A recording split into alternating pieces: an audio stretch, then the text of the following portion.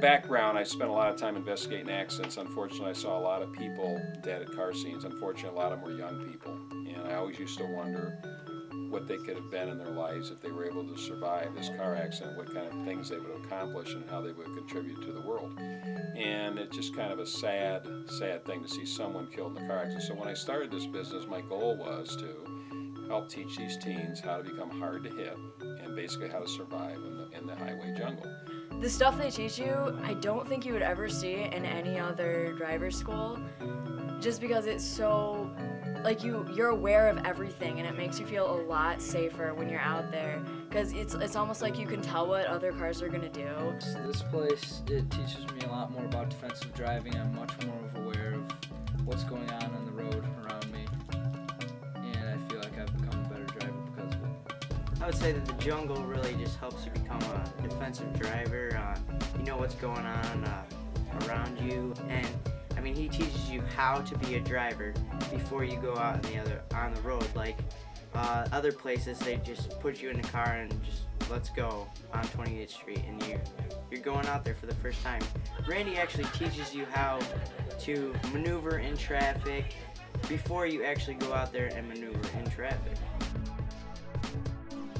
What we teach that's kind of different, Jungle Survival. We teach the parents, first of all. We teach the parents what we're teaching their sons and daughters, so the parents can have some tools. So when they go out and drive with their sons and daughters, they're going to reinforce what we teach them in the classroom and on the road. We teach a program called Space and Visibility, space for your vehicle in the jungle and visibility for you, the driver, so you can see where you're going. And what we do is it's involved around 10 elements. Those 10 elements are basically 10 specific points of concentration that we call the jungle commentary checklist, that we teach the teens that when they're out driving, if they practice these 10 things, it takes about 30 days of driving for these things to become habit. If they practice them and make them habit, they will become some of the best drivers on the road. They'll become hard to hit, and they'll know what to do, and they'll be able to expect the uncertain actions of other drivers. And that's the key to this whole thing, is anticipating what someone might do and being able to understand that and be able to have a game plan in place, anticipate the uncertain actions of other drivers. I had the privilege of working with Randy at United Parcel Service for many years, as he and I were both in management at United Parcel Service. And United Parcel Service always prides itself on its safe driving records for its package car drivers. And when Randy Rand took over the Michigan District as the safety man, we used to call him Randy Rand the safety man. When he took over the Michigan District, our accident frequency went down tremendously. Randy knows what he's talking about. He does a great job, and he cares about the people that he's training.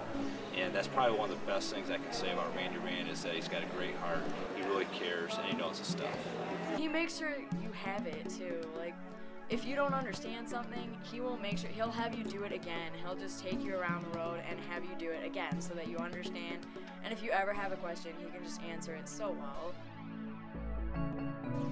I think it's just a much better environment to be around and because Randy just treats everybody like an individual, and he understands. Like, I came here and I was a really bad driver. Like, I was just scared to death, and he just treated me so much like I could be a good driver, and he definitely saw my potential. The place is just a better vibe. You got more people around you that you know, and you have conversation about people driving, and you get to critique people, and you know, it's just a good time. Here, where other places you're really scared about going on the road, and with here people got confidence in you because you know what you're doing. We don't treat students like numbers. We treat them like individuals. We consider it an honor when a parent sends their son and daughter to Jungle Survival Drivers Training. So we want to get to know them. We want to understand what makes them work, what makes them think. We want to be able to relate to them. We want them to realize that they're treated totally as individuals. They all learn a different way, and they all think a different way, and we have to use a different approach with every single one of them to get our message across. This place, it teaches me a lot more about defensive driving. I'm much more aware of what's going on the road around me.